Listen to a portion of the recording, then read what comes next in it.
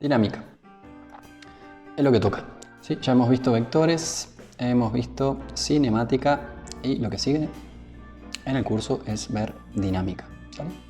Aquí es donde pues, el curso se pone un poco más divertido, ¿no? Vectores es necesario, es una herramienta matemática necesaria para estudiar cinemática, para estudiar dinámica, etc. Cinemática pues es como entrar en calor, ¿sí? Es lo primero que se enseña en un curso de física elemental, ¿no? Entonces, pues cinemática es relativamente fácil. Dinámica, pues aquí las cosas se empiezan a complicar un poquito, ¿sí? Y por eso se pone un poco más divertido también. Vamos a empezar a ver dinámica, pues. Dinámica tiene que ver con Newton, ¿sí? Con Newton y un poquito con Galileo también. Dinámica y leyes del movimiento. La dinámica estudia la relación que entre. Esto está mal, va de nuevo. La dinámica estudia la relación entre, ¿no? Entre el movimiento de un cuerpo y sus causas. Vale, va de nuevo. ¿Cómo dice? La dinámica estudia la relación entre el movimiento de un cuerpo y sus causas. ¿Cuáles eran las causas del movimiento? Las causas del movimiento son las fuerzas. Estudia entonces las fuerzas. La dinámica estudia fuerzas y su vínculo con el movimiento. Estudia las fuerzas que actúan sobre un cuerpo y las consecuencias de su aplicación. Las consecuencias de su aplicación son el cambio del movimiento, ¿sí? Afectan el movimiento. Las fuerzas afectan cómo se mueven las cosas. Dichas fuerzas resultan de la interacción de un cuerpo, de la cosa que estamos estudiando, con todo lo que lo rodea, con todos los cuerpos que rodean al cuerpo que estamos estudiando, a la cosa que estamos estudiando, a la partícula que estamos estudiando. Actúan de acuerdo a su magnitud y dirección, ¿sí? Entonces son vectores. Las fuerzas son vectores, ¿sí? Y bueno, por eso otra vez tuvimos que haber estudiado bien, haber entendido bien esto de los vectores, ¿sí? Sobre todo, nos basta con saber qué son, descomponerlos en los ejes X y Z, expresarlos en términos de sus componentes, sumarlos, restarlos y multiplicarlos por un escalar, ¿sí?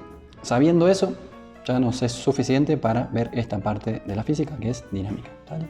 Más adelante, cuando veamos dinámica rotacional, vamos a tener que inventarnos otras cosas, ¿sí? Con los vectores. Vamos a tener que multiplicar vectores entre sí. Hay dos formas de hacerlo, ya lo hemos explicado. Una que es el producto interno o el producto punto, otro que es el producto externo, el producto vectorial, ¿sale? Por eso lo veremos en un curso posterior, no en en el que le sigue, ¿sale? Por ahora nos quedamos con la parte de vectores que necesitamos, que es únicamente la que acabamos de describir. Expresar los vectores en componentes, sumarlos, restarlos, multiplicarlos por un escalar y tan. ¿Sale? Entonces, ¿qué son las fuerzas? Las fuerzas son vectores. Vectores. Entonces, pues esto, por ejemplo, es una fuerza que esquematiza a un empujón que algo o alguien hace sobre nuestro sistema. En este caso, la caja. La caja es lo que estamos estudiando, o este bloque, lo que sea, y algo o alguien, que es el agente externo a la caja, viene y lo empuja. ¿Cómo pintamos eso? ¿Cómo esquematizamos eso? Pues con una fuerza. Y una fuerza es un vector. Es esta cosa, esta flecha que estamos poniendo, que tiene un punto de aplicación que es ¿sí? En este caso. ¿Qué más? Un tirón o un jalón, ¿sí? Pues sobre este punto, este sería el punto de aplicación de la fuerza, otra vez sobre nuestra caja, y hace que pues, esta caja tienda, ¿sí? La idea es que estas cosas hacen que el movimiento tienda a irse en la dirección o a alinearse en la dirección de la fuerza, ¿sí? La fuerza va a hacer que se perturbe la trayectoria de esta cosa de acuerdo a esto, ¿va? Bien, ¿qué más? Otros tipos de fuerzas que van a aparecer en el curso y nos vamos a tener que ir acostumbrando a ellas son esta, que es la normal. La normal la ejerce esta superficie, el suelo, en este caso esta superficie, que no es la de la caja, sino que es la del cuerpo que lo rodea, en este caso la superficie, hace una fuerza que es esta sobre la caja hacia arriba. Y la fuerza peso, que también vamos a tener que familiarizarnos con esa, va a aparecer a cada rato. La fuerza peso, esta de aquí, la verde, M por G, que la ejerce la Tierra como la Tierra planeta, sobre el peso, sobre la caja, perdón. Es que estaba borrando y se me mezclaron las ideas. Bueno, antes de Galileo, dice aquí, se creía que se necesitaba una fuerza para mantener un objeto en movimiento constante. ¿Sí? Los griegos creían eso. Y como después de los griegos la gente dejó de pensar en eso, ¿sí? Después de los griegos vinieron los romanos le copiaron a los griegos lo que les servía, inventaron algunas cosas ahí que tenían que ver con ingeniería y poco más. ¿Sí? Por otro lado, luego vino todo el oscurantismo de la Edad Media y ahí pues el desarrollo se centró en el mundo árabe. Los árabes desarrollaron matemáticas, desarrollaron medicina, pero poco hicieron por la física, no hicieron mucha cosa, no hicieron grandes cosas. Luego llegó el Renacimiento en Europa y con el Renacimiento aparecieron figuras como Copérnico, Galileo, Kepler y luego Newton, que son los más destacados. Había otra gente, pero no tan destacada como ellos. Antes de Galileo, se creía que se necesitaba una fuerza para mantener a un objeto en movimiento constante. Se creía que el estado natural era el de reposo, eso era lo que creían los griegos. Luego se supo que no era necesaria una fuerza para mantener un movimiento rectilíneo uniforme. ¿Sale? ¿Sí? Una roca que se mueve en el medio de la nada, ¿sí? Un asteroide, yo qué sé, importando su tamaño y que se mueve en el medio de la nada, pues sigue moviéndose en el medio de la nada y sigue una trayectoria rectilínea y uniforme. ¿Sí? Eso es lo que dice, eso es de lo que se dio cuenta Galileo. ¿Sí? Que si no se hacía nada para detener o cambiar el estado de movimiento de una cosa, por ejemplo una cosa que está en el medio de la nada, pues esa cosa sigue con su movimiento tal como viene. Su estado de movimiento no cambia, es decir, su velocidad no cambia. Y entonces sigue un movimiento rectilíneo uniforme. Recuerden que cuando el cambio de la velocidad es nulo, cuando el cambio de la velocidad en el tiempo es nulo, si esto es cero, esto es justamente la definición de aceleración. Entonces no hay aceleración. Y si no hay aceleración, sigue un movimiento rectilíneo y uniforme. La Tierra, que gira, ¿sí? Pues gira y nada la detiene. Y como nada la detiene, pues sigue girando y no deja de girar. ¿Sí? A la pregunta, ¿qué hace que la Tierra gire? Pues nada, es la respuesta, ¿no? Nada hace que la Tierra gire. Pero tampoco hace nada hay que haga que la Tierra se detenga. ¿Sí? O sea, ¿qué hace que la Tierra se detenga? Pues nada. O sea, se detenga en su giro. Pues nada. En su giro no sobre el Sol, sino sobre sí misma. ¿Por qué la Tierra rota sobre sí misma y no para? ¿Sí? Pues no para porque no hay nada que la detenga. ¿Sí? Y como no hay nada que la detenga, pues sigue. Tan simple como eso. Galileo se dio cuenta de eso. Y entonces, pues Galileo planteó lo que hoy se conoce como la primera ley de Newton. Fue él el que inventó la primera ley de Newton, pese a, obviamente, no haber conocido para nada a Newton, porque fue previo a él. ¿Sí? Galileo vivió en Italia y vivió previo, ¿sí? no fueron contemporáneos a Newton, ¿no? Él inventó varias cosas, entre otras cosas inventó los lentes, que luego pudo con ellos ver las lunas que le daban vuelta a Júpiter. Y con eso se dio cuenta de que Copérnico, que había sido anterior a él, tenía razón en plantear que el Sol era el centro del universo y no, bueno, el centro del universo conocido, el centro del sistema solar, y no la Tierra, que era lo que se creía hasta la llegada de Copérnico. Copérnico se da cuenta de eso, plantea un modelo diferente, un modelo geocentrista, heliocentrista, perdón, en lugar de geocentrista. Y entonces, pues Galileo le toma la idea y dice, no, pues sí, tiene razón. Miren a Júpiter y vean que hay una cosa, uno de los satélites de Júpiter, que le da la vuelta, ¿no? Luego creo que vio más de uno, ya Galileo con sus lentes. Sí, porque Júpiter tiene un montón de lunas que le dan vuelta. Pues no sé cuántas vio Galileo darle vuelta a Júpiter, pero si había cosas que le daban vuelta a Júpiter, entonces había cosas que no le estaban dando vuelta a la Tierra, y entonces eso soportaba la tesis de Copérnico. Bueno, entonces Galileo viene y se da cuenta de que no hay nada, ¿sí? Si no hay nada que detenga una cosa, pues entonces no hay fuerza aplicada. Si no hay fuerza aplicada, pues esa cosa sigue con su movimiento rectilíneo y uniforme. Y entonces el estado natural de la cosa no es el reposo. El estado natural, si quieren, entre comillas, de una cosa es seguir con su movimiento. ¿Sí? Por eso, por lo mismo, un tren pues tiende a seguir derecho, ¿sí? Y es difícil cambiarle el estado de movimiento del tren. Si uno quiere frenar un tren, pues tiene que hacer mucha fuerza sobre él. Si uno quiere frenar un mosquito, pues es relativamente más fácil. Y eso tiene que ver con otro concepto que es la masa o la inercia. La masa es una medida de la inercia. Bien, entonces, si varias fuerzas actúan al mismo tiempo sobre un cuerpo, lo que afecta a su movimiento es la fuerza suma, la fuerza neta, la suma vectorial, que se conoce con nombre de fuerza neta o también fuerza resultante. ¿Sí? Son todas formas de llamarle a la fuerza resultante, a la suma, ¿eh? A la suma de todas. ¿Sale? Entonces otra vez va de nuevo, ¿qué afecta al movimiento de una cosa? No una fuerza en particular, sino la suma de todas ellas. ¿Sí? Tomamos una cosa, lo que estemos estudiando, esta caja. Vemos todas las fuerzas que están aplicadas sobre la caja. Hacemos la suma vectorial. ¿Sí? Y a eso le llamamos fuerza neta o fuerza resultante. Y esa fuerza, la fuerza neta o la fuerza resultante, es la que va a afectar al movimiento de la cosa. ¿Sale? Bien. En este caso, dice, ¿no? Es un ejemplo, el bloque presenta aceleración nula, ¿sí? O aceleración cero. El vector A es cero. Es un vector nulo, ¿sí? 0 en X, 0 en Y, 0 en Z. Dado que la suma de fuerzas aplicadas es cero, ¿sí?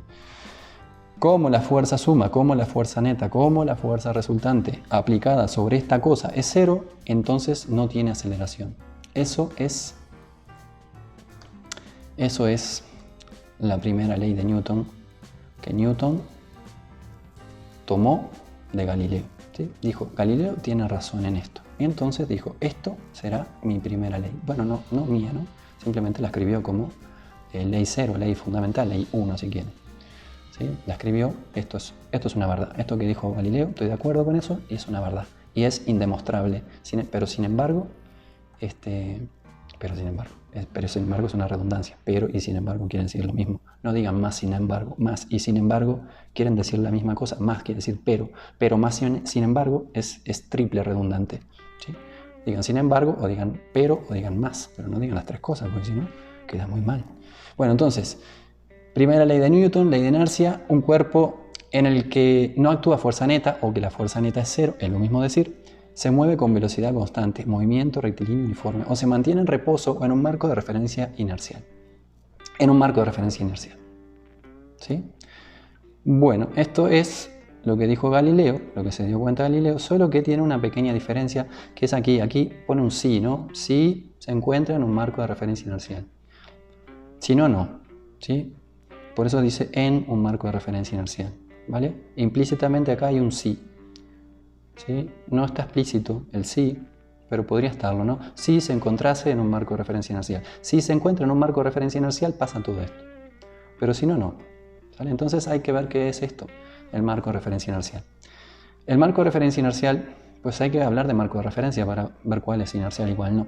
Digamos que tenemos dos marcos de referencia. Uno que está sobre la Tierra aquí, ¿sí? Acá hay un arbolito, vamos a ponerlo. Arbolito, ¿no? Y aquí, cerca del arbolito, pues ponemos un marco de referencia XY y también un poco más alejado del arbolito, pero también fijo sobre la Tierra, ponemos uno X' y Y'. ¿Vale? Estos dos marcos de referencia diferentes miden diferentes posiciones de esta cosa. ¿Sí? No es el Sol, es una cosa que anda ahí, una partícula, una luciérnaga, lo que sea. Entonces podemos definir este vector como la posición desde el marco de referencia XY, o también podemos definir esta otra posición, este vector posición, desde el punto de referencia X' y Y'. Es obvio que R', vamos a decirle a este R', vector R', y a este vector R, pues es obvio que R y R' no son el mismo, son diferentes. Entonces la posición definida en este marco de referencia o en este marco de referencia son diferentes, ¿sí? Pese a que estamos midiendo la misma cosa. Estamos midiendo la misma cosa, sin embargo, desde este marco de referencia y desde este marco de referencia obtenemos posiciones diferentes, ¿sale? Miden posiciones diferentes, diferente posición. Pero estos dos marcos de referencia, miden la misma velocidad. Miden la misma velocidad y también miden la misma aceleración, ¿sale? Cuando mido la velocidad de esta cosa, es decir, el desplazamiento dividido la unidad de tiempo desde este marco de referencia, obtengo exactamente el mismo vector que si lo mido desde este. ¿Vale? Bien. marcos de referencia, estos dos marcos de referencia que están anclados al suelo, miden misma velocidad, misma velocidad y misma aceleración, más, pero no miden igual posición, miden diferente posición. ¿Qué más? Digamos que ahora pasa un tren por aquí y encima del tren ponemos un marco de referencia X' e Y', es decir, este en lugar de ponerlo aquí amarrado al suelo lo ponemos ahora sobre el tren. Ya habíamos visto qué pasaba cuando hacíamos esto. Aquí otra vez la posición es diferente, obviamente. Esta es la posición desde esta cosa con respecto a XY, esta es la posición de esta cosa con respecto a X' e Y'. Pero ahora el tren, este de aquí, junto con el marco de referencia, se mueven con velocidad v. ¿Sí? Entonces, XY mide esta velocidad de la cosa. Pero X' e Y' miden esta velocidad menos esta velocidad, menos este vector. ¿Sí? Este vector más este vector. ¿Sí? Donde este vector es igual que este, pero con un signo opuesto. ¿Sí? Entonces la suma de estas dos cosas es lo que mide esto como velocidad. El punto es que si ahora X' y Y' se mueven con respecto a XY, entonces ahora miden no solo diferente posición, sino que también miden diferente velocidad. Miden diferente posición, miden diferente velocidad. ¿Qué miden igual? La aceleración, la siguen midiendo igual. La segunda derivada de la posición sigue siendo la misma. ¿Sí? Aquí la posición es la misma, la posición es diferente. La primera derivada es la misma y la segunda derivada es la misma. Aquí, que ahora se mueve, la posición es diferente. La primera derivada es diferente y la segunda derivada, la aceleración, es la misma. Y ahora, si hacemos que esta cosa no solo, el tren, ¿no? El tren junto con X' y Y', hacemos que no solo se mueva hacia la derecha con cierta velocidad, sino que además se acelere con cierta aceleración, entonces ahora estos dos marcos de referencia van a medir diferente posición, diferente velocidad y diferente aceleración. ¿Sale? Bueno, ¿por qué decimos todo esto? Pues decimos todo esto porque hay que tener cuidado cuando elegimos el marco de referencia para trabajar. En un marco de referencia acelerado, como este, entonces lo que va a ocurrir es que la primera ley de Newton no se cumpla. No se va a cumplir la primera ley de Newton. ¿Sí? Y por eso está este sí aquí, en un marco, o esta condición, en un marco de referencia inercial. Si estamos en un marco de referencia inercial, es decir, en un marco que no está acelerado, eso es un marco de referencia inercial que tiene su inercia, digamos, ¿no? Entonces, lo que va a pasar es que sí se va a cumplir la primera ley de Newton. Si estamos en un marco de referencia no inercial, pues entonces no. La primera ley de Newton no se va a cumplir, ¿no? Bien, entonces esta primera ley nos sirve justamente para definir qué es un marco de referencia inercial y qué no lo es. En términos simples, un marco de referencia inercial es aquel que no se encuentra acelerado. Observadores en diferentes marcos de referencia inerciales miden siempre la misma aceleración. Es decir, si estamos definiendo marcos de referencia diferentes, pero que miden la misma aceleración, y entonces esos marcos de referencia que miden la misma aceleración, pues serían marcos de referencia inerciales, en principio, ¿sí? A menos que ambos estén acelerados con la misma aceleración.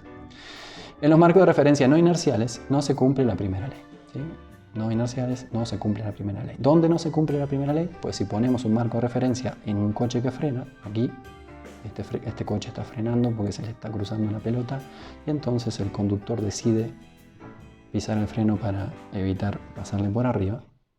Este marco de referencia que está sobre el coche está acelerado y como está acelerado no se cumplen aquí adentro la primera ley de Newton. Estos marcos de referencia, el coche que dobla,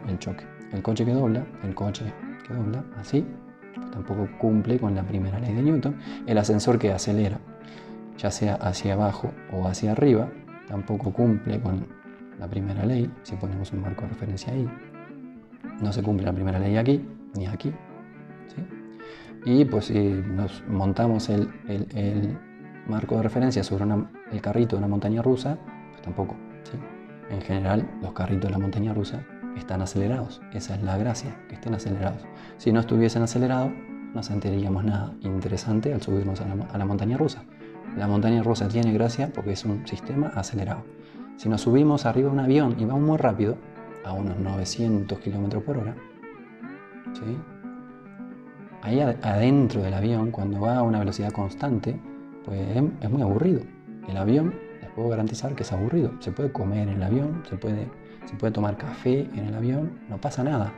¿Sí? ¿Por qué? Porque no hay aceleración. ¿Sí? Ahora intenten hacer lo mismo en el carrito de una montaña rusa, pues ahí no se puede. ¿Sí? Ahí sí se van a quemar con el café, ahí sí se les va a desparramar el plato de comida que tengan acá arriba, pues de hecho no les van a permitir subir con un plato de comida porque van a terminar regándola por todo el parque. ¿Sí? Eso es porque el sistema, pese a que las velocidades que desarrolla el carrito son muy inferiores a los 900 km por hora del avión, pues aquí las aceleraciones sí son importantes. Y eso es lo divertido, la aceleración, no la velocidad. Vamos a borrar esto. Bien. Entonces, todos estos sistemas de aquí son sistemas que están acelerados y si ponemos entonces un marco de referencia sobre ellos, aquí sobre estos marcos de referencia no se van a cumplir las leyes de movimiento de Newton. ¿Qué más? Dice, dado un objeto en reposo en un marco de referencia, si éste permanece en reposo cuando no actúan fuerzas sobre él, entonces se encuentra en un marco... ¿sí? ¿Entonces qué? Otra vez. Dado un objeto en reposo en un marco de referencia. Si este permanece en reposo cuando no actúan fuerzas sobre él, entonces se encuentra en un marco de referencia inercial. Sí, está bien redactado. Yo pensé que había redactado cualquier cosa aquí, pero parece que está bien. Si esto no ocurre, el marco es no inercial. ¿Sí? Es decir, ¿cómo sabemos si un marco de referencia es inercial? Porque que no esté acelerado, pero que no esté acelerado con respecto a qué. Porque ya vemos que dos marcos de referencia, ¿sí? Este y este, o este y este, miden diferentes aceleraciones. ¿Y cuál decidimos que es el marco que está acelerado y cuál no? ¿Cuál está acelerado? Porque hay aceleración de un marco con respecto al otro. ¿Sí? Eso es el problema. Y no sabemos cuál está realmente quieto, por decirlo así, o cuál de los dos no está acelerado. ¿Sí? Pues lo que hay que hacer para darse cuenta de eso es ver si se cumplen o no se cumplen las leyes de Newton. Si se cumplen las leyes de Newton, pues entonces sí que es un marco de referencia inercial. ¿Sí? Y eso es todo. Y para eso sirve la primera ley, básicamente. Porque la primera parte, lo que dijo Galileo, viene implícitamente dicho en la segunda ley. Y ya veremos por qué. La superficie de la Tierra, del planeta Tierra, es aproximadamente inercial. ¿Sí?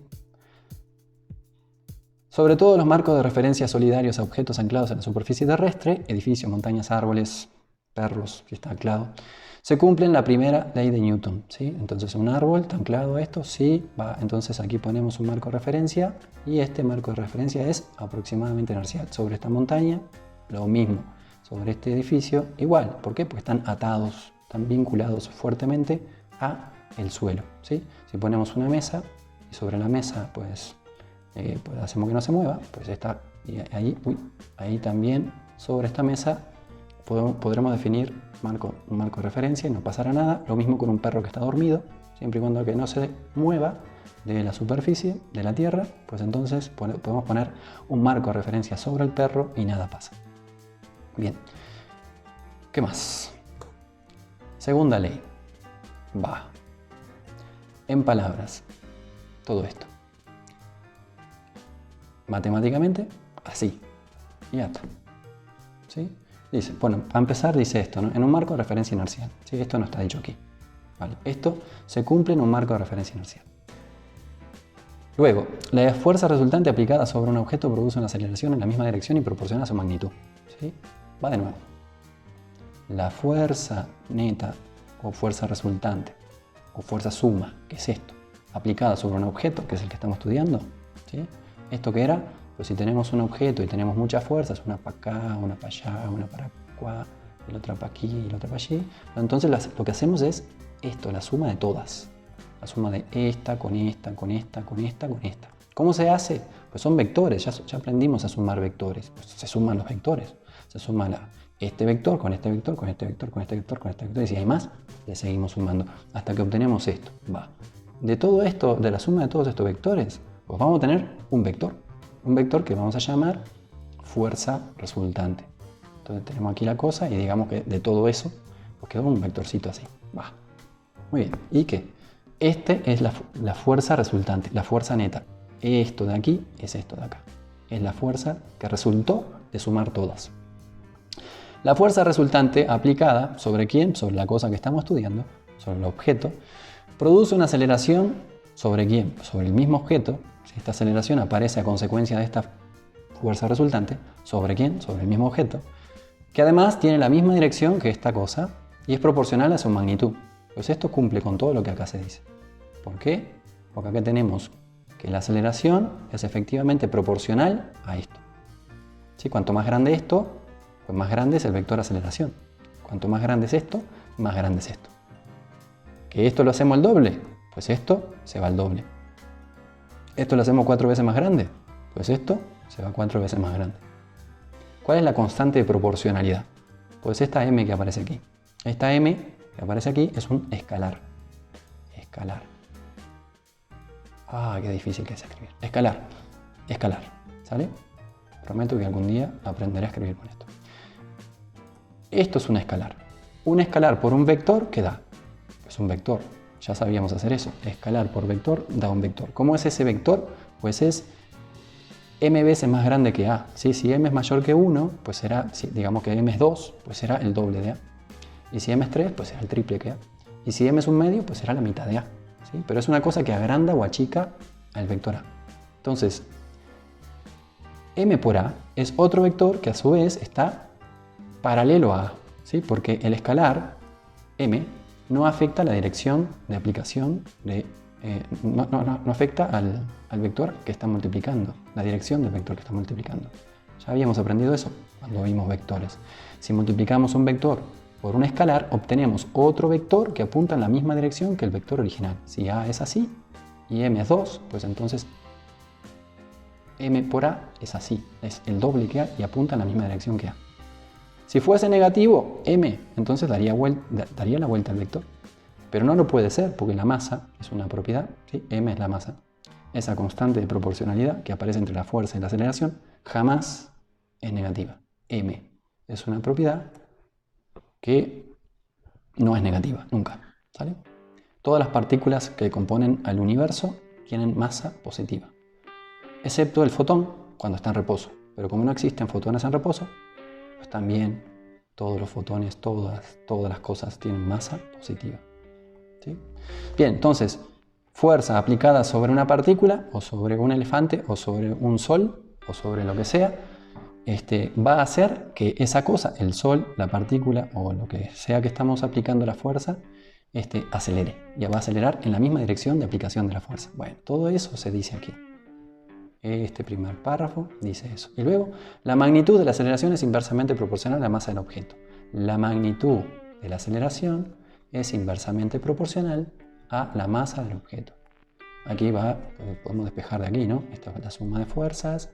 La magnitud de la aceleración es proporcional a la fuerza, sea lo que sea que hayamos calculado, lo ponemos aquí, la magnitud, lo dividimos entre m y obtenemos la aceleración. Cuanto más grande m, más pequeña será la aceleración, ¿sí? Dado esto fijo. Es decir, hacemos cierta fuerza neta sobre un tren y como el tren tiene gran masa, logramos pocos cambios de la velocidad. Recuerden que a es el cambio de la velocidad con respecto al tiempo. ¿Sí? Es decir, otra vez, aplicamos cierta fuerza sobre un tren. Pues como el tren tiene gran masa, entonces la aceleración que se obtiene, los cambios de la velocidad del tren son pequeños. Aplicamos la misma fuerza sobre un mosquito. Pues el mosquito tiene pequeña masa y entonces los cambios en la velocidad del mosquito que obtenemos son grandes. ¿Sí? Eso es lo que está diciendo esta cosa de aquí. Todo eso está metido aquí adentro. Si no lo ven, es porque no lo entendieron. ¿Sí? Cuando uno dice la suma de fuerzas es igual a la masa por aceleración, de aquí sale todo este palabrerío. Si uno no es capaz de traducir esto en estas palabras, entonces simplemente uno no tiene claro el concepto de esta o todo el contenido de esta ecuación matemática. ¿Sí? Y por eso las matemáticas son intensas en el sentido de que en poquito espacio tienen mucha información. ¿Sí? Vean lo que ocupa esto y vean lo que ocupa esto. ¿Sí? Vale. Esta cosa de aquí, a su vez, es una ecuación vectorial. ¿Por qué? Porque lo que tenemos a la izquierda y a la derecha de la igualdad son vectores. Esto es un vector, esto es un vector. ¿Sí? Entonces es una ecuación vectorial. Las ecuaciones vectoriales son también formas de reducir y concentrar, digamos, la información. Esto es esto y esto significa pues tres cosas. Significa esto y significa esto. ¿Sí? Si tenemos tres dimensiones, las tres dimensiones del espacio euclidio, pues entonces tenemos esta expresión por un lado, esta expresión por el otro y esta expresión por el otro, que son las tres iguales, ¿sí? Y todas tienen la misma forma. Suma de fuerzas igual a m por a, solo que estas van en x, estas van en y y estas van en z. ¿Y cómo vemos esto? ¿Cómo sabemos que esto está contenido acá? Pues simplemente lo que hacemos es desarrollar este término en esto, ¿sí? La suma la dejamos afuera y el vector f pues lo escribimos en términos de sus componentes, x, y z. ¿Sí? Y ponemos aquí la sumatoria, que quiere decir, pues ponemos todos los f's que haya, el f1, el f2, el f3, el f28. Ponemos a todos aquí y hacemos la suma vectorial. ¿Cómo hacíamos la suma vectorial? Pues sumábamos, por un lado, todas las componentes en x, por otro lado, todas las componentes en y, por otro lado, todas las componentes en z, y esas, cada una de esas, por separado, las multiplicábamos por los versores y jk respectivamente, y así obteníamos el vector suma, este vector de aquí. ¿Sí? Bueno, ¿y eso qué es? Pues si esos son estos tres términos que tenemos aquí, por separado. Y esto otro del otro lado, pues también es un vector. Es el escalar m por el vector a.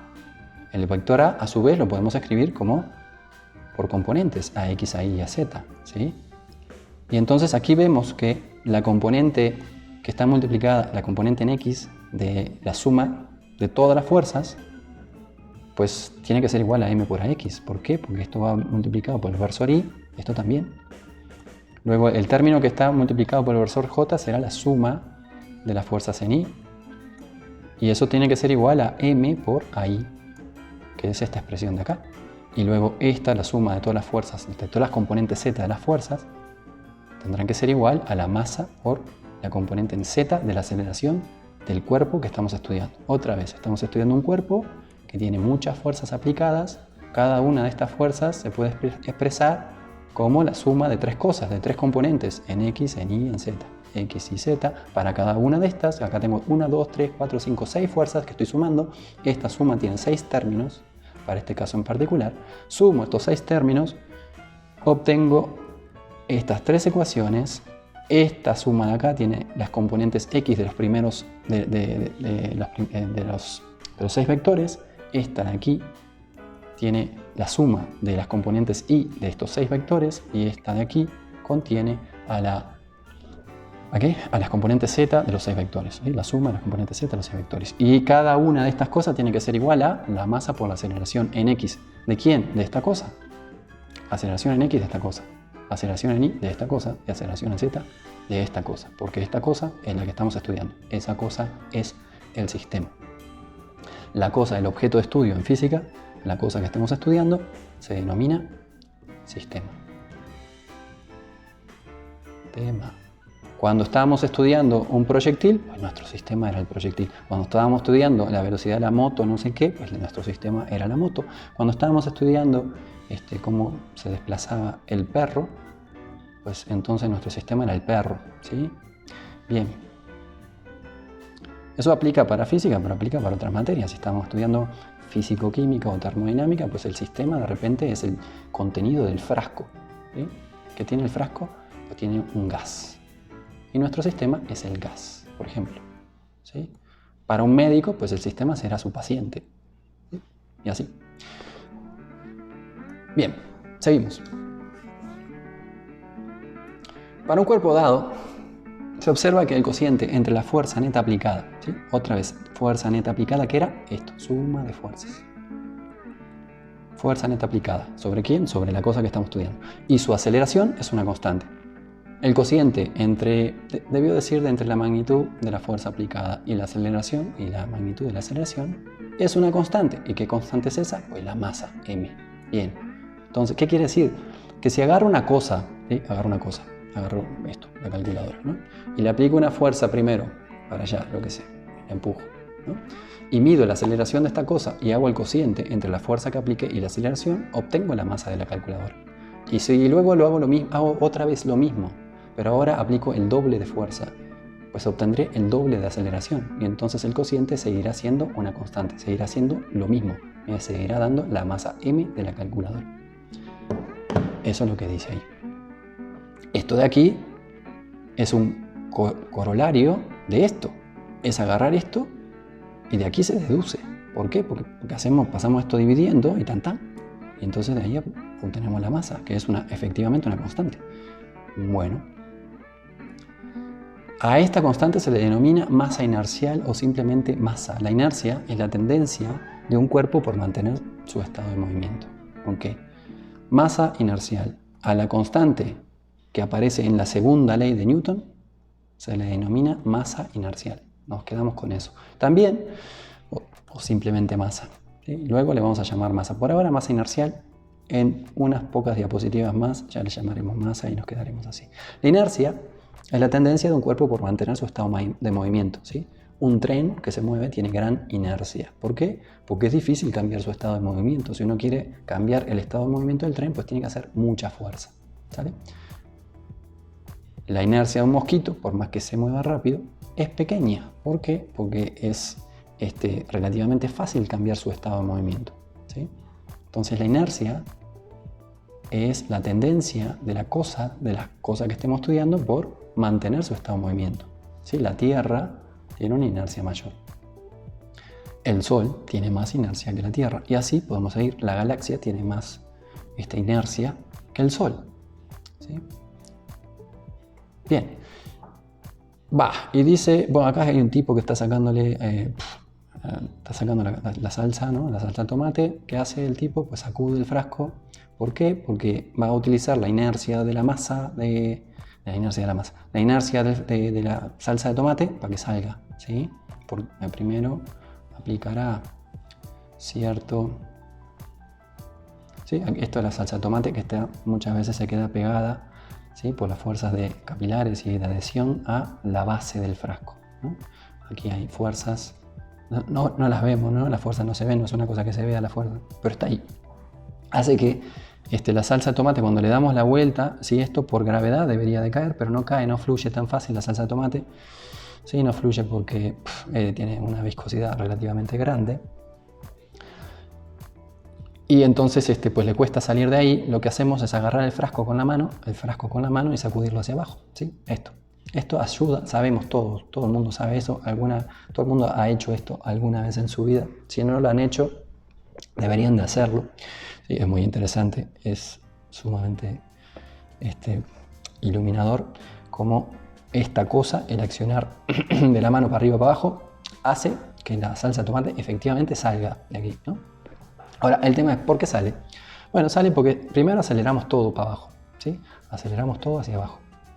Ponemos todo una A hacia abajo, una aceleración hacia abajo, al frasco. ¿Sí? Aceleramos todo el conjunto, porque al acelerar el frasco a su vez, a través de la base, pues la base del frasco va a empujar a su vez a la salsa de tomate hacia abajo. Entonces todo el conjunto acelera hacia abajo con A. Y luego cambiamos el sentido de la aceleración drásticamente y la ponemos para el otro lado. Y entonces frenamos el frasco brusco, ¿sí? Aceleramos todo el frasco hacia abajo, a ver si no rompo nada, así, y luego lo frenamos, ¿sí? Cuando lo frenamos de golpe, pues entonces ahí es que estamos aprovechando la inercia que ganó la salsa de tomate, que ahora se está moviendo hacia abajo con cierta velocidad v, ¿sí? Tiene inercia, ¿sí? Porque tiene masa.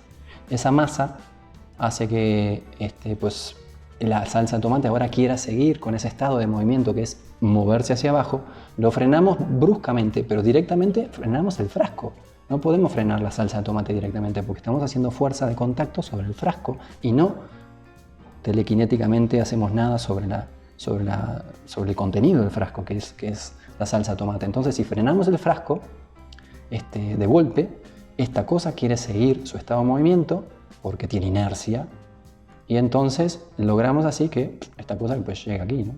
Se borre de aquí, no tengo para borrar, así que bueno, va a quedar horrible. Bueno, que salga la salsa de tomate, ¿no? Sale la salsa de tomate, arriba las papas, listo. Ya la podemos comer. En el Sistema Internacional de Unidades, la masa se mide en kilogramos kg, ¿no? Esto es unidad. Este es el símbolo matemático, esto es la unidad. La fuerza necesaria para acelerar a 1 metro por segundo cuadrado una masa de 1 kilogramo corresponde a un newton. Newton con minúscula porque es la cosa, es la unidad. ¿Sí? La unidad newton se escribe con minúscula, pese a que los newtons, el símbolo matemático que utilizamos para los newtons está en mayúscula. ¿Sí? Bien. Entonces, un newton igual a 1 kilogramo por 1 metro por segundo cuadrado igual a 1 kilogramo metro por segundo cuadrado. Y esto es obviamente un newton. ¿Sí? Bien. De nuevo, un newton es la fuerza necesaria para acelerar a esta masa, que masa 1 kilogramo, a 1 metro por segundo cuadrado.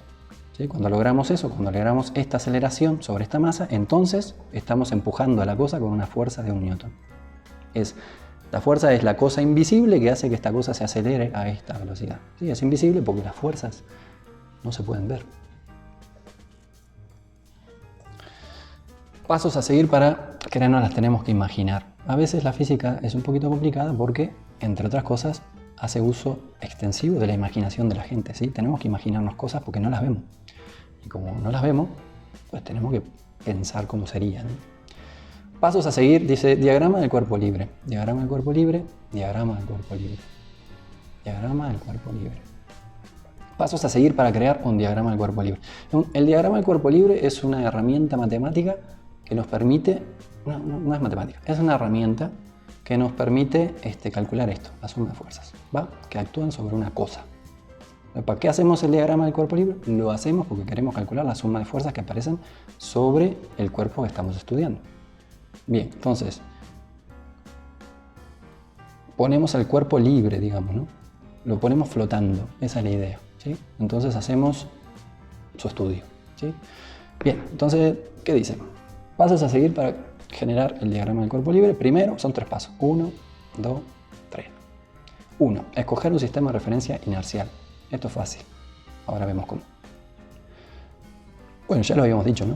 Lo ponemos arriba de la tierra y ya está, ¿no? Lo ponemos en el piso y listo. Ya está. O en un árbol que está fijo, ya está. O en un edificio que está fijo y ya está. Listo. ¿Por qué? Habíamos dicho que era... vamos para atrás un poquito. Habíamos dicho que esto era aproximadamente inercial y no dijimos por qué. Bueno, eso es porque la Tierra gira, ¿no? La Tierra gira. La Tierra gira. Vamos a mirarla de arriba, la Tierra. Si miramos de arriba la Tierra, aquí está el polo norte. ¿Sí? Entonces, la Tierra gira... no lo sé, creo que para este lado. Vamos a suponer que gira para ahí. Me puedo equivocar perfectamente bien, como lo hicieron en la película esta de Quake. Se me fue el nombre. Una de Sandra Bullock, que pusieron a la Tierra girando por el otro lado. Bueno, no importa. Aquí está la Tierra, el polo norte, y cómo gira la Tierra. Que gira así, vamos a poner. ¿Y qué? Bueno, como está girando, este punto tiene cierta velocidad aquí, y luego este punto acá tiene cierta velocidad aquí, y este punto acá tiene cierta velocidad aquí, y este punto aquí tiene cierta velocidad así, ¿no? Entonces la velocidad de este punto, de la superficie, es diferente que la de este, que la de este, que la de este. Este punto al rato va a estar acá. ¿Sí? Este punto que tiene esta velocidad al rato va a estar acá. Y este punto de aquí, que tenía esta velocidad, ahora va a tener esta otra velocidad. Hay un cambio de la velocidad. Hay un cambio del vector velocidad. ¿Con qué? Con el tiempo. ¿Qué es esto? Pues esto es la aceleración. Hay aceleración aplicada sobre todos los puntos de la superficie de la Tierra. Si hay aceleración aplicada sobre todos los puntos de la superficie de la Tierra, entonces si ponemos un marco de referencia XY pegado a la superficie de la Tierra, ese marco está acelerado estrictamente. Esta aceleración es pequeña, y como es pequeña, pues es aproximadamente inercial la Tierra, la superficie de la Tierra, ¿sale? Estrictamente no lo es, ¿sí? Si estudiamos cómo corre un perro, me gustan los perros, ¿no? Si estudiamos cómo corre un perro, pues entonces no pasa nada, ¿sí? Y podemos básicamente obviar que la superficie de la Tierra es aproximadamente inercial y tomarla es como inercial, ¿no? Y no pasa nada y sale todo bien. Pero ahora, si estamos estudiando el movimiento de los océanos, las corrientes y el movimiento de la atmósfera, ¿sí? Entonces no, entonces ahí sí que si no consideramos que la Tierra es no inercial, las cuentas nos van a salir muy mal, ¿sí? Nos van a salir espantosos. Entonces ahí hay que considerar que la Tierra está girando, hay que tener en cuenta Coriolis, ¿sí? Coriolis es la fuerza la fuerza ficticia que aparece debido al giro de la Tierra ficticia, en el sentido de que es la fuerza que hay que poner en el sistema, en el marco de referencia, para corregir ese efecto de giro, ¿vale? No es que sea ficticia y que no exista, no, sí existe, es real y las cosas se mueven debido a ello. Vale, pero bueno, eso no es tema del curso, esto será igual para un curso posterior, la verdad no lo sé. Creo que no se ve eso en el programa de ingeniería. Pero los físicos seguramente sí lo ven. Se trata de los que hagan ingeniería física, digo. ¿Qué más? Esto ya lo dijimos. Esto de las papas fritas también. Sí, papas a la francesa, papa frita en mi pueblo. Diagrama del cuerpo libre, dijimos. Primero escogemos un marco de referencia, marco de referencia inercial, ¿no? ¿Cómo hacemos eso?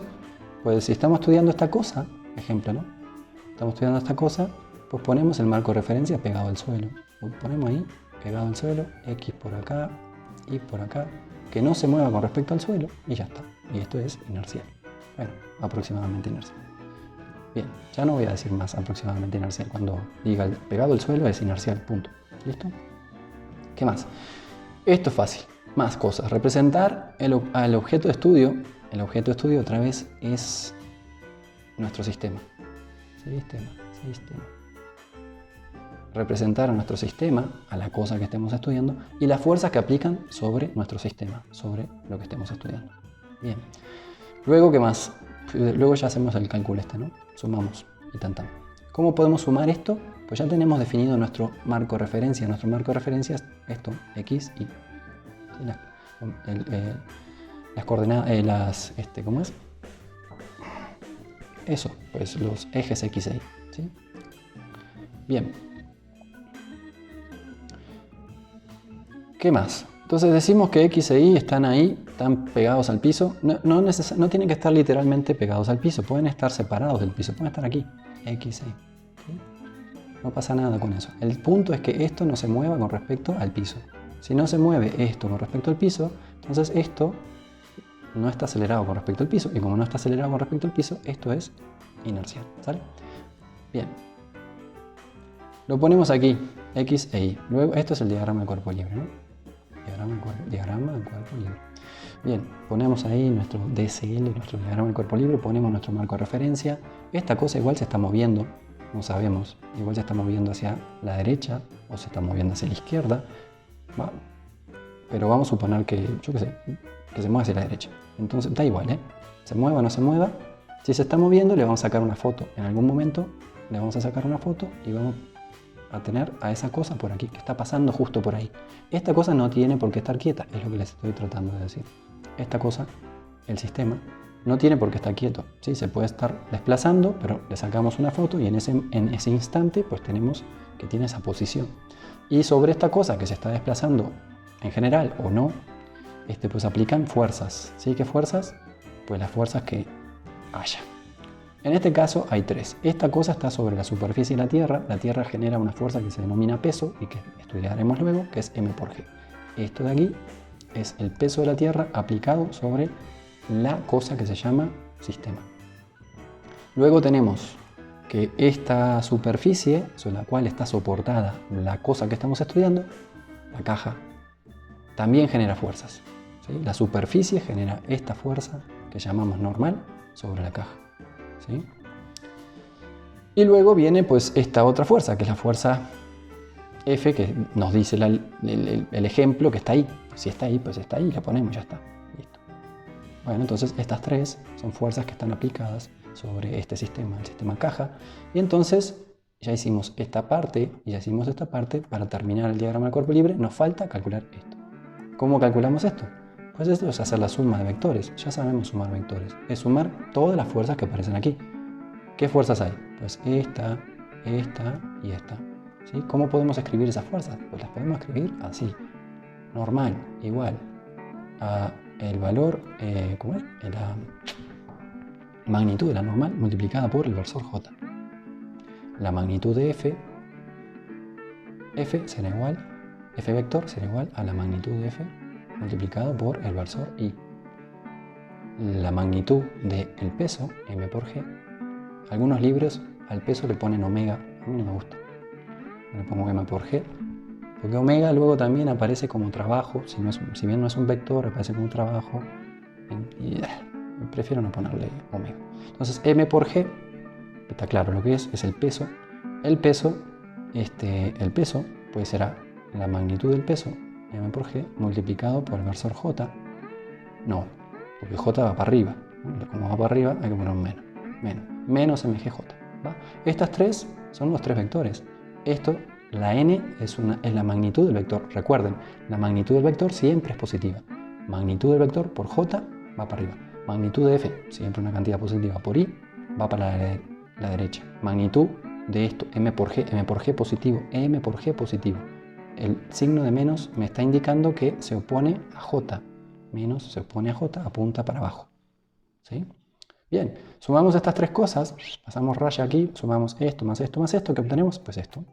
Tenemos f por i más n menos mg por j. ¿Sí? Esto de aquí es la suma de fuerzas, que la pudimos hacer con esta vía o esta otra. Vamos a ver la otra, es lo mismo, ¿no? Pero por si acaso. Suma de fuerzas, dijimos que tenía tres componentes, una en X, una en Y, una en Z. ¿Qué componentes hay en X actuando? Pues esta fuerza actúa plenamente en X, solo tiene componente en X. ¿Qué componente en X tiene? Pues F. F es la componente en X de esta fuerza. En Y, en esta dirección, pues tenemos dos contribuciones. La contribución de la normal y la contribución del peso. La contribución de la normal, en este caso, actúa plenamente en Y, en la dirección Y. En este caso, actúa plenamente en la dirección Y. Y entonces no tiene componente en X, únicamente tiene componente en Y y además es positiva. ¿Cuánto vale? N. Lo mismo con el peso. El peso tiene únicamente componente en Y también, pero esa componente en Y, en lugar de ser positiva, es negativa. La componente de la fuerza tiene signo y es negativo. Este menos de aquí. Esta cantidad aquí es positiva. M es positivo, G es positivo. ¿Sale? El menos va explícitamente afuera. Y luego, pues en Z, tenemos que no hay ninguna componente de ninguna de las tres fuerzas actuando en esa dirección, en la dirección que entra o sale del pizarrón, y entonces la suma de fuerzas en Z es 0. Bien, ¿qué más? Seguimos. Otro ejemplo, diagrama del cuerpo libre. ¿De qué? Pues de estas cosas que está colgando. ¿Sí? Tenemos esto que es un techo, sobre ese techo cuelga, no lo sé, una lámpara o lo que sea, esa caja o ese bloque, da igual lo que sea. Bien, entonces tenemos esto que cuelga de aquí. Hacemos el diagrama del cuerpo libre. ¿Qué era hacer el diagrama del cuerpo libre? Poner primero, escoger un marco de referencia inercial X e Y. En este caso son estos de acá. Y estos están fijos con respecto al techo. ¿Sí? X e Y están fijos con respecto al techo. No se mueven con respecto al techo. Porque el techo a su vez está adherido de alguna forma, está solidario de alguna forma a alguna columna que a su vez está soportada sobre el suelo. Y entonces si el techo no se mueve con respecto a la columna, pues tampoco se mueve con respecto al suelo. ¿Sí? Entonces el techo es inercial y esta cosa, si está quieta con respecto al techo, entonces esta cosa también es inercial. ¿Sí? Bien. Representar al objeto de estudio, en este caso el objeto de estudio está quieto. ¿Sí? Vamos a suponer que aquí hay equilibrio de fuerzas, entonces esta cosa no acelera, está quieta. Está quieta y no solo está quieta, sino que está quieta y permanece quieta durante el transcurso del tiempo. Está quieta y tiene velocidad nula. Y la velocidad además es constante, es siempre cero, no cambia. Ok, entonces ¿qué? Si es así, hacemos el diagrama del cuerpo libre, es decir, ponemos el cuerpo libre de toda cosa que la ate a todos los sitios, es decir, la cuerda la quitamos, ponemos la cosa levitando en el medio de la nada. ¿Sí? Esta cosa la ponemos levitando en el medio de la nada, por eso es libre. Y en su lugar, en lugar del vínculo que aparece entre la cosa y el techo, en lugar de ese vínculo ponemos la fuerza. ¿Qué fuerza? Esta. ¿Quién hace esta fuerza? Pues la cuerda. La cuerda es lo que vincula al techo con esto. Y eso se traduce en una fuerza, que la ponemos aquí. ¿Sí? Es la fuerza de tensión T. Se las presento, aquí está. Conózcanla, mucho gusto. ¿Qué más? La fuerza peso pues está ahí, ¿por qué? Porque esta cosa no está en el medio de la nada, está cerca de la superficie de la Tierra, que la podemos poner aquí. Si está cerca de la superficie de la Tierra, aparece entonces la fuerza peso aplicada sobre la cosa. ¿Qué cosa? nuestro sistema de estudio. ¿Qué cosa? La caja o la lámpara o lo que sea eso. Peso. Tensión. ¿Hay más cosas? No, en este caso no hay más. ¿Y entonces qué? Pues el tercer paso era calcular esto. Que hacemos esto, esto y esto y lo calculamos. ¿Qué fuerzas actúan en X? Nada, no tenemos ninguna componente de ninguno de estos dos vectores aplicados en la dirección X. Esto es 0. ¿Cuál es la componente en Y? Pues es T por T, en este caso, porque esto actúa plenamente en Y. Y también mg, porque esto actúa plenamente en Y. Solo que esta es positiva. La componente en Y del vector T es positivo y la componente en Y del vector mg es negativo. ¿Sí? Menos T menos mg. Y luego en Z, otra vez igual que en X, no hay fuerzas aplicadas. Pues esto es 0. Bien, y ahí termina el cuento. La suma de fuerzas en este caso, esto de aquí, es T menos mg por J. T menos mg por el versor J. Bien. Está bueno. Entonces esto nos ayuda, dijimos, para calcular la suma de fuerzas que aplica sobre un cuerpo. ¿Sale? Para eso sirve. Y va a ser útil, porque luego la suma de fuerzas a través de la segunda ley de Newton que no vimos. Sí que vimos. Sí, claro que vimos. Perfecto. Ya estoy mareado con lo que vimos y lo que no vimos. ¿Va? A través de la segunda ley de Newton, esto de aquí, será a su vez igual. Esto es la segunda ley, ya no es parte del diagrama del cuerpo libre. Esto será igual a m por a. ¿Va?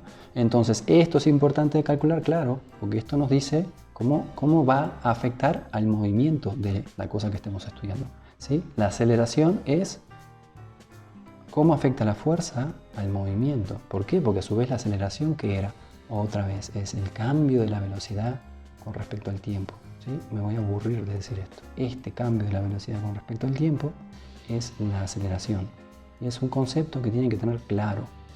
Si no tienen claro esto, no vamos a ningún lado. El cambio de la velocidad con respecto al tiempo, una vez más, es la aceleración. Entonces, por eso es importante la suma de fuerzas, porque nos permite, a través de la segunda ley, calcular la aceleración, es decir, el cambio de la velocidad con respecto al tiempo.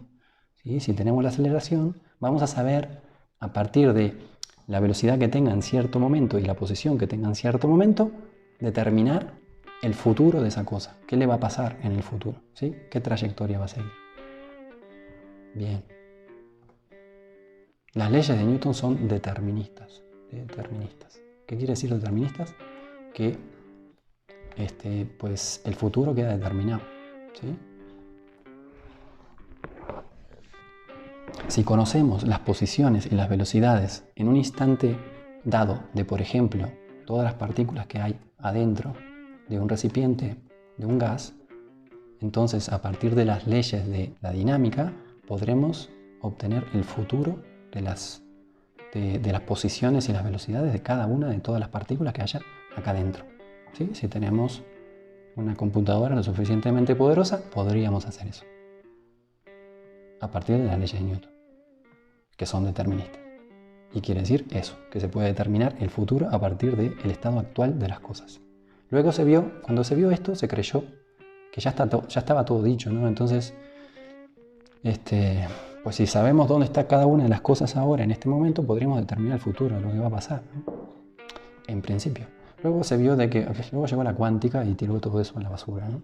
Toda esa idea de que todo estaba determinado, pues que tiene también implicaciones pues, filosóficas, ¿no? Porque si conociésemos todas las posiciones y momentos de las partículas ahorita, podríamos predecir el futuro de todo, ¿sí? De cómo me voy a comportar yo, qué voy a decir dentro de un rato, porque de alguna forma mi cerebro pues, está formado por partículas, y si esas partículas podemos saber qué van a hacer, pues de alguna forma se sabe que yo ahora voy a decir, por ejemplo, ¿no? Y eso en realidad pues no es tan así, ¿sí? Luego pues se vio que eso no es cierto, porque la cuántica pues deja lugar a la suerte o al azar, ¿sí? Vale, seguimos. Fuerzas, peso. Fuerza-peso. Es la fuerza que la Tierra ejerce hacia su centro sobre los objetos que se encuentran cercanos a su superficie. Hace que los objetos libres de otras fuerzas aceleren con aceleración g. Bien. Otra vez, es la fuerza que el planeta Tierra, ¿sí? Cuando vean Tierra con mayúsculas, ¿sí? Ustedes mentalmente se imaginan la Tierra, ¿no? No el polvito, ¿no? La Tierra. Ejerce hacia el centro, hacia su centro. ¿Cuál centro? El centro de la Tierra. Sobre todo los objetos que se encuentran cercanos a su superficie. Está la superficie de la Tierra. Si tenemos acá un perro, figura que aparecerá constantemente a lo largo de estas pláticas. Entonces, pues, la Tierra va a hacer fuerza sobre el perro hacia su centro.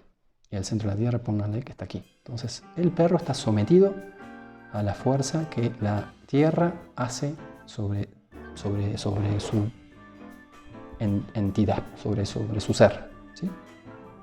Hace que los objetos libres de otras fuerzas aceleren con aceleración g. ¿Vale? ¿Qué quiere decir eso?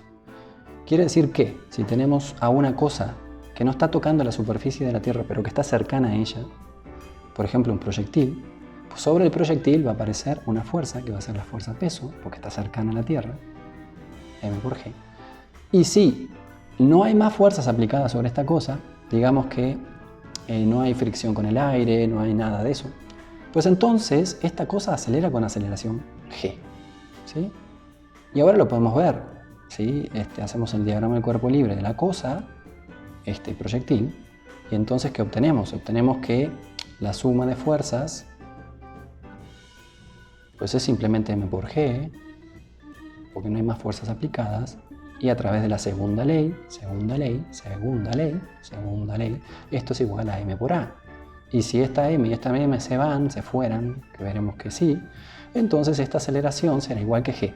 Y esto es lo que dice aquí. Hace que los objetos libres, es decir, de otras fuerzas, en donde únicamente aplique el peso m por g, entonces se aceleren con una aceleración a igual a g. A igual a g. Esto implica que a es igual a g. ¿Sale? La fuerza peso es esta de aquí. Es m por g. M por g es la fuerza peso. Cuanto más grande la masa de un objeto, más grande el peso que actúa sobre él. Y tan tan. La fuerza peso que actúa sobre la masa de un kilogramo es, pues, esto, ¿no? La magnitud de m por g es, pues si es un kilogramo, pues ponemos un kilogramo aquí, m es un kilogramo, g vale siempre 9.8 metros por segundo cuadrado, bueno, no siempre, pero más o menos. Y entonces esto da 9.8 kilogramos metro por segundo cuadrado, que a su vez son iguales a 9.8 newton, ¿no? Kilogramos metro por segundo cuadrado, newton. ¿Qué más? Dado que g varía ligeramente de un punto a otro, el peso también lo hace, ¿sí? La masa de un objeto es constante, ¿sí? Bueno, más o menos. La masa de un objeto, suponiendo que la masa de un objeto es constante, digamos que la masa de esta calculadora es constante, ¿sí? Que estrictamente puede no serlo, porque esto, pues hay moléculas de agua que se le pegotean a la calculadora, entonces dependiendo si es un clima húmedo o un clima seco, pues esto puede pesar más o menos, ¿eh? Pero bueno, vamos a suponer que tiene una masa constante, entonces la ponemos en el ecuador, ¿sí? En el ecuador la fuerza peso es m por g, la masa que está contenida en ¿dónde está? Aquí, la calculadora, por g del ecuador, ¿sí? G local de la Tierra en el ecuador, pero g local de la Tierra en el ecuador es diferente que en el polo, ¿sí? En el polo es más grande que en el ecuador, y entonces m por g del polo va a dar mayor, ¿sí? Entonces el peso de esta cosa en el polo es más grande que en el ecuador. Bien, la fuerza peso. Entonces cuando alguien les pregunta ¿cuánto pesas? Entonces pues la respuesta es pues depende, ¿no? Depende de dónde va a empezar.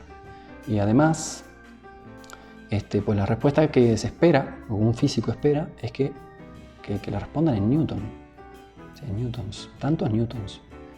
Mi masa, pues no me preguntaste por mi masa, me preguntaste por mi peso, me preguntaste por m por g, y eso se responde en newtons, ¿sí? El peso se responde en newtons, no se responde en masa, ¿sí?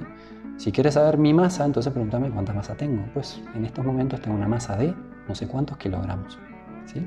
Si me preguntas por mi peso, pues entonces te tengo que responder en newtons, que aproximadamente son 10 veces lo que peso, ¿no? Si yo peso 72 kilos, pues serán unos, ¿qué? Pues por 10, ¿no? 720, un poquito menos de newtons, ¿sale? Un poquito menos. Entonces, eso. Coloquialmente no digan, sí, si les preguntan cuánto pesas, no salgan con la babosada de responder en newtons, porque los van a mirar feo, ¿no? Les van a decir, ¿tú qué te crees? ¿No? Y eso no cae simpático, ¿no? Pasarse de listo no es buena idea. Entonces, mejor respondan con lo que se espera la gente, que es, bueno, yo peso 72 kilos y tan. ¿No? Listo. ¿Qué más? Fuerza, peso y ley de gravitación universal, ¿vale? Hay un vínculo estrecho entre la ley de gravitación universal que desarrolló Newton. ¿Sí? Newton es la estrella de esto, ¿no? Newton aparece en todos los sitios. Porque fue él el que se dio cuenta de esto, de la ley de gravitación universal, muchas veces representado por ese arbolito que tiene, ese manzano, que tiene una manzanita por ahí y que justo se le cae en la cabeza al señor Newton que está descansando acá leyendo un libro, ¿no? Esa idea romántica de lo que le pasó a Newton y que hizo que se diera cuenta de esta ley, ¿no? De la ley de gravitación universal. Newton se vino con esta idea de que la fuerza de atracción entre dos masas, ¿sí? Dos masas cualquiera, ¿sí? Un elefante y un rinoceronte, que están paseando por la sabana o la estepa de no sé qué, de África, y que se encuentran uno cerca del otro, van a estar atraídos entre sí por una fuerza, dice la ley de gravitación universal, que es proporcional a la masa de cada uno de ellos y además es inversamente proporcional a el cuadrado de la distancia que los separa. Ok, bueno, ¿y qué pasa si tengo un mosquito y una araña? Pues lo mismo, por eso quiere decir universal. ¿Y qué pasa si tengo un zapato y una manzana? Lo mismo. ¿Y qué pasa si tengo el Sol y la Luna nuestra de la Tierra? Pues igual. Y si tengo a la Tierra y a Júpiter, también. ¿Sale? Y por eso se llama universal, ¿sí? Porque aplica para todo. No importa forma, color o sabor, la ley de gravitación universal es universal.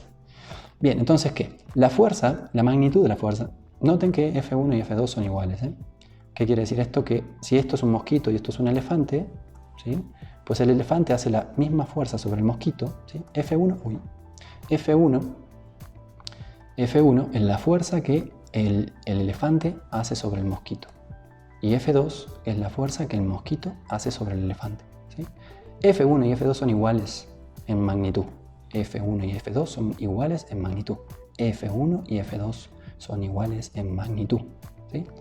Sin embargo, apuntan en sentidos contrarios. Esta apunta hacia la fuerza que M2 produce sobre M1 apunta hacia M2 y la fuerza que M1 hace sobre M2 apunta hacia M1. Esto quiere decir que se atraen. Sí, se atraen. M1 atrae a M2, M2 atrae a M1. Elefante e hipopótamo se atraen, ¿sale? En la sabana. Ahora, se atraen de una forma tan ridículamente pequeña que no se nota, ¿sí? ¿Por qué? Porque esta G es un número muy pequeñito, es este, ¿no? Por 10 a la menos 11. Es muy pequeñito.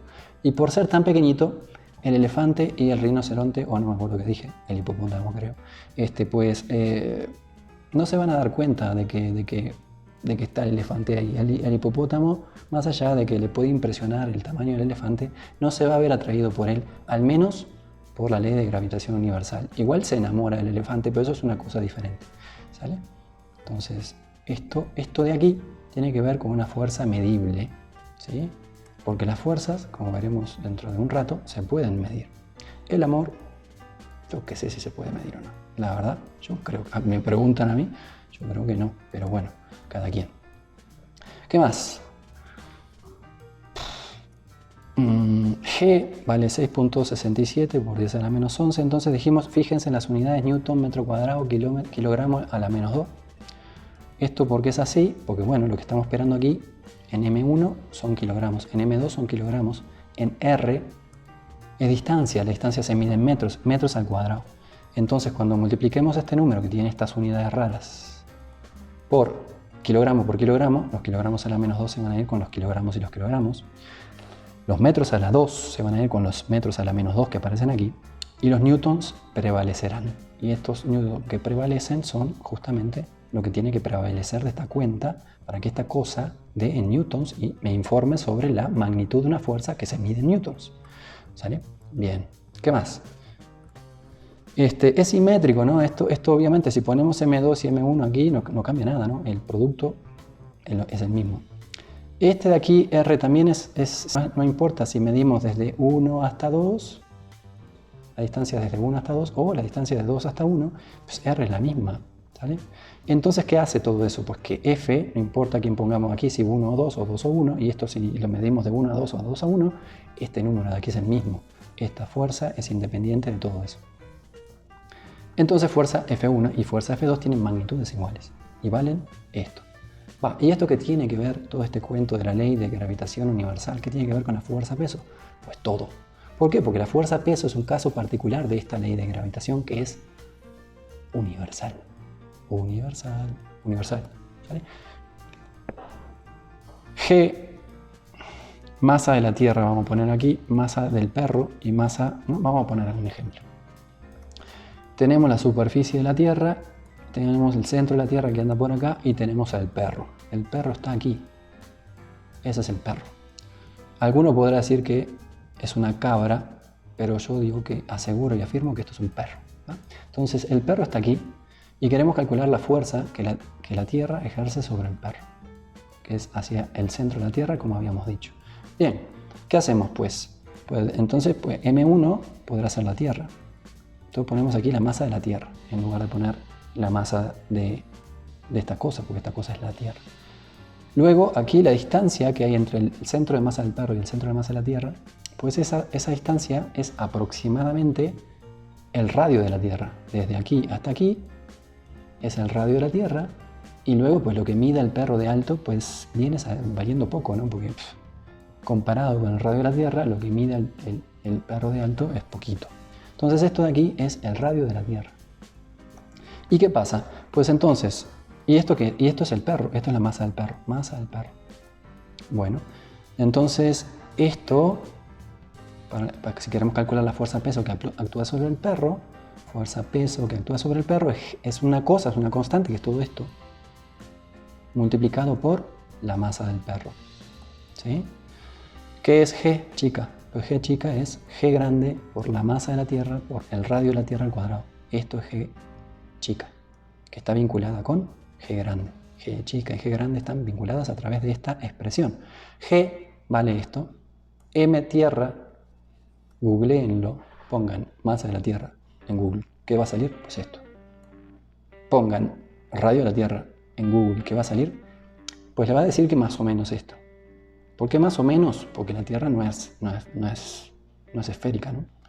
La Tierra es un esferoide de revolución. Es un elipsoide con semiejes polares iguales y semieje ecuatorial diferente.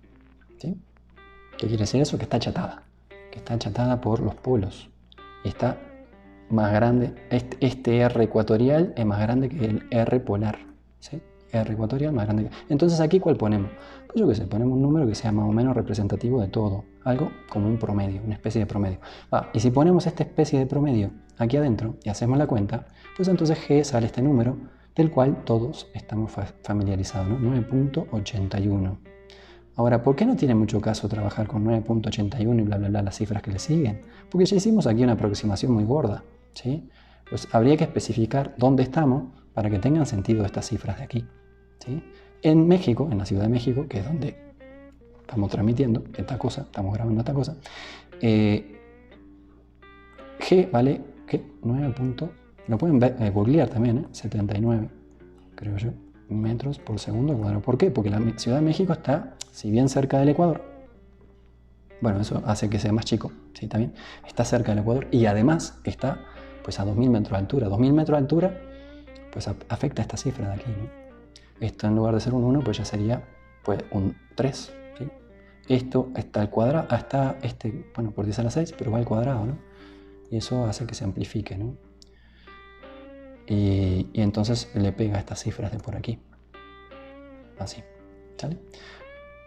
G es tan sensible a veces a lo que hay debajo de la Tierra que incluso hay métodos para que estudian las variaciones en las cifras menores de esto, en las cifras pequeñas de esto, que sirven para ver si hay petróleo o no hay petróleo en el subsuelo. ¿Sí?